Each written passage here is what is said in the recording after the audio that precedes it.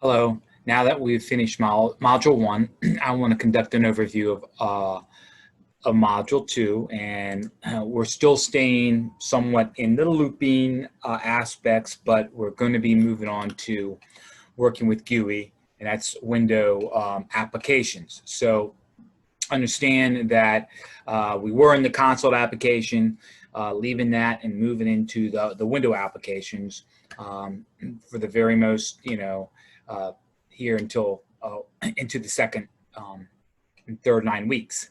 All right, so I'm going to try to work with you real quick with talking about a Module 2 folder. Very potential I have to create a Module 1 folder and have to transfer some files.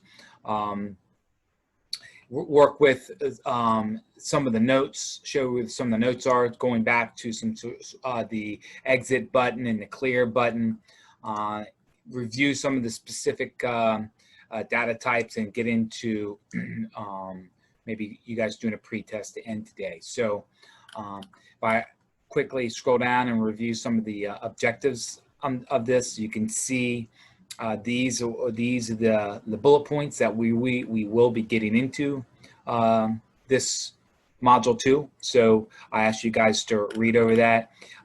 There's going to be 2 example problems in this unit. We'll do these 2 example problems, example problem 5 and 6, before you get down into the assignments. And it's indulging in, for the most part, the for next loop.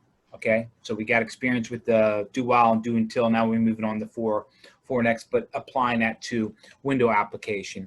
And so if I right now going to start by flipping over to the programming drive with you guys.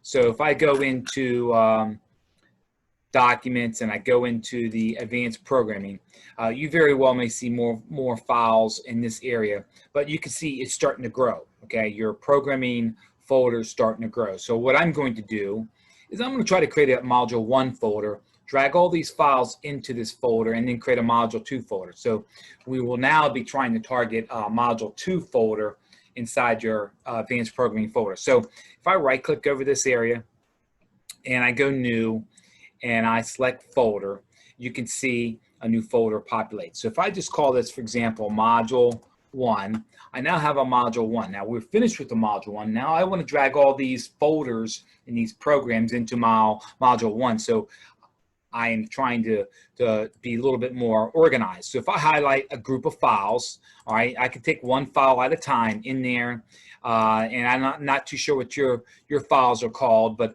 I'm taking one file, dragging that one file into Module number 1. But if I take the group of like programs, which I just have a few here, and these are the example problems, and I highlight them all, again, I'll highlight it, I'll come up here to the left-hand side and highlight them all. I could then bundle them all into Module 1.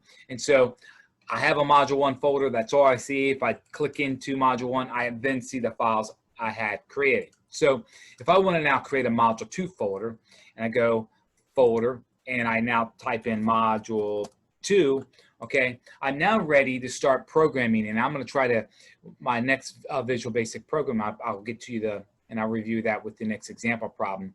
I'm going to go into the Module 2 folder to save all of the files in one location. So just trying to show you a method of trying to be a little bit more organized with your files as we now continue, and this area, is condensed into folders, subfolders. Okay, your programming, advanced programming class has subfolders in it.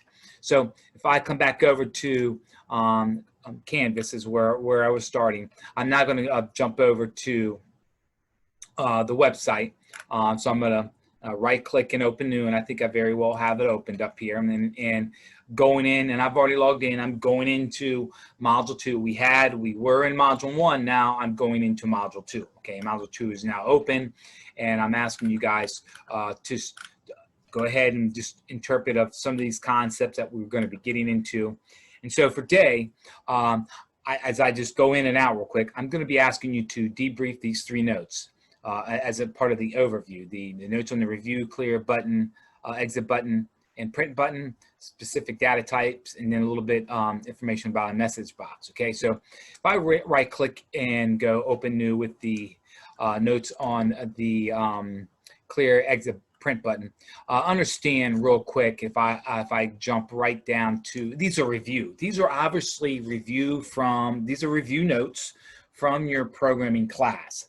And if you can remember, perhaps when you had me in programming, we created a print button and for the purpose of you guys printing your work and turning your work in. Okay, so with that said, we're not going to be printing. Okay, there's not going to be any prints going on.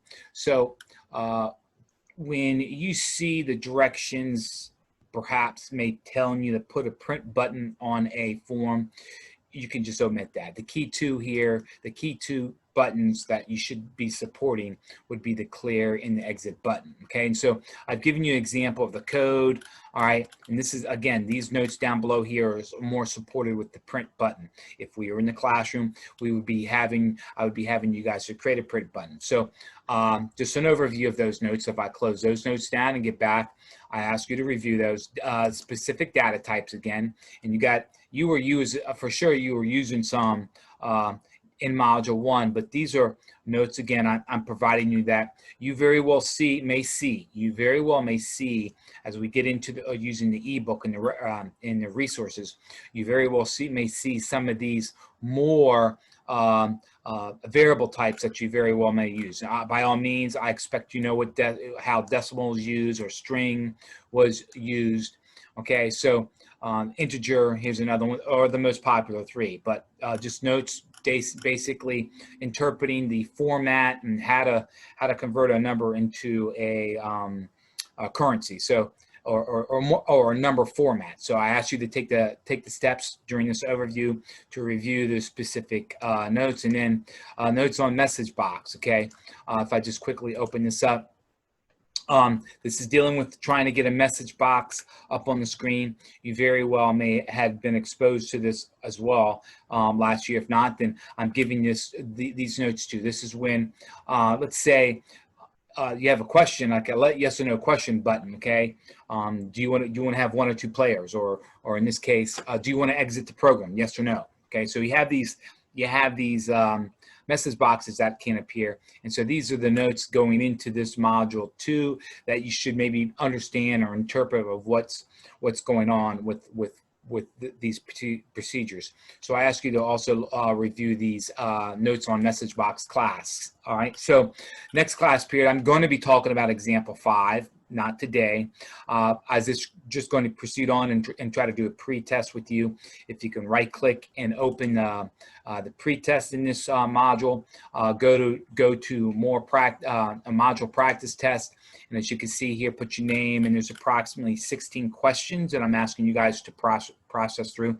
This is just a pre-test on questions, concepts relating to this unit. So take your time to run through these questions, and most certainly hit the submit button, and this will, for the most part, conclude the overview of module number 2.